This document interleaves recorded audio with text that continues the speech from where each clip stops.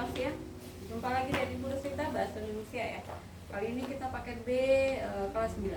Kelas 9 materi atau ringkasan materi dari kelas 9 itu ada 3 poin ya.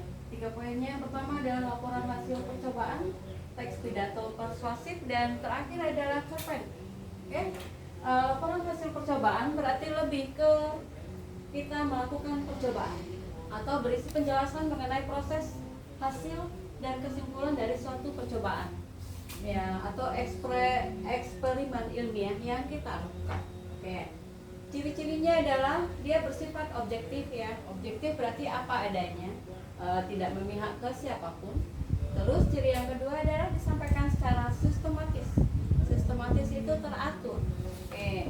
Yang ketiga cirinya adalah menggunakan bahasa baku. Harus menggunakan bahasa ya sesuai dengan norma atau aturan yang berlaku, sesuai dengan ejaan yang bahasa Indonesia. Oke.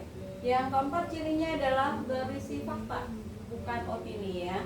Berarti nyata yang dapat dibuktikan kebenarannya. Nah, materi yang kedua adalah teks pidato persuasif. Nah, kita sebelumnya di pertemuan sebelumnya itu kita sudah membahas tentang teks pidato persuasif. Apa itu teks pidato persuasif? Di sini mempengaruhi, mengajak atau membujuk pendengar untuk melakukan sesuatu. Apa saja yang dilakukan? Nah, dalam strukturnya ada 3. Di sana ada pembukaan ya. Pembukaan itu ada salam, ada sapaan, ada pengantarnya ya, ada kata pengantar. Terus yang kedua strukturnya adalah isi. Isi berarti paparan gagasan.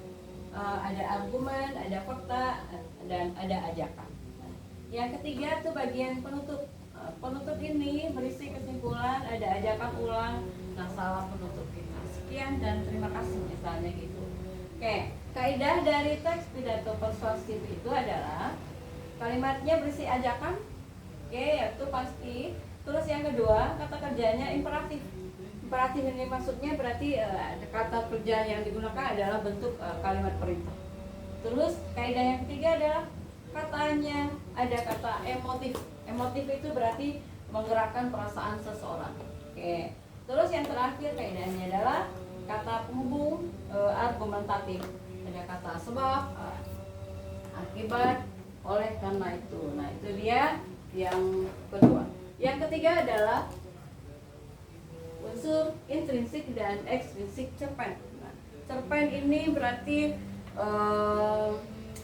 lingkup kecil dari sebuah novel. Ya, berarti kumpulan cerita sedikit saja, alurnya satu alur. Misalnya, nah unsur intrinsik di sini adalah unsur-unsur yang terdapat dari dalam cerita tersebut. Apa saja? Ada tema, ada tokoh dan penokohan. Berarti ada pelaku dan watak tokohnya. Lalu ada alur.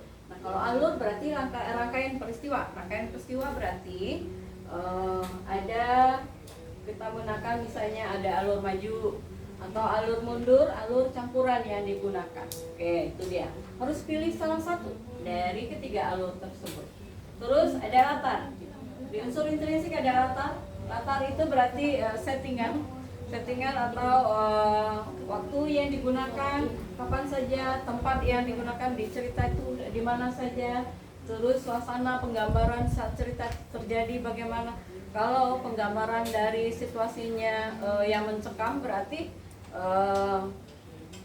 tempatnya berarti di sebuah pedesaan yang malamnya tuh menakutkan, misalnya ada kuburannya di pinggir jalan, misalnya itu udah mencekam.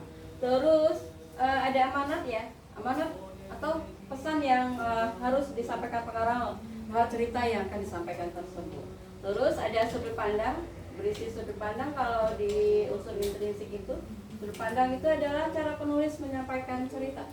Bagaimana cara penulisnya? Apakah sudut pandang orang pertama, orang ketiga, atau pengamat serba tahu itu. Oke, di dalam unsur intrinsik juga yang terakhir adalah gaya bahasa.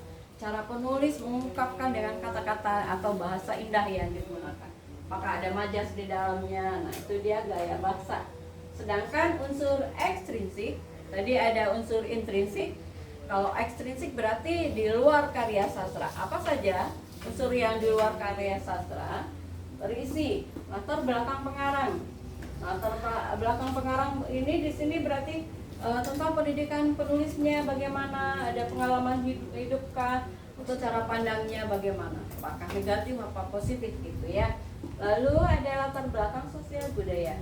Nah, latar belakang sosial budaya di sini maksudnya adalah kondisi masyarakat yang diceritakan di cerpen tersebut bagaimana, adatnya apa gitu, norma-norma yang berlaku tuh bagaimana di daerah tertentu gitu.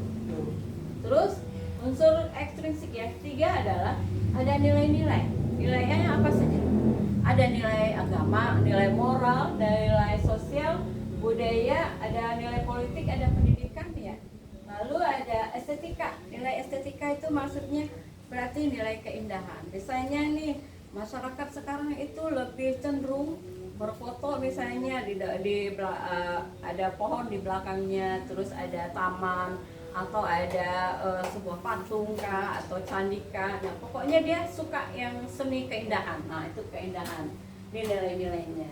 Terus yang terakhir adalah unsur ekstrinsiknya, kondisi sejarah atau zaman yang mempengaruhi cerita. Bisa jadi cerita di cerpennya itu ada kondisi sejarah atau zaman tertentu yang diberlakukan. Oke? 3. Materi ringkasan materi di kelas 9 ini adalah laporan hasil percobaan, teks pidato persuasif. Terakhir, unsur intrinsik dan ekstrinsik dari cerpen tersebut. Oke. Semoga ringkasan materi ini yang secara singkat dapat dipahami anak ibu semua, nanti menjawab soal dengan baik ya.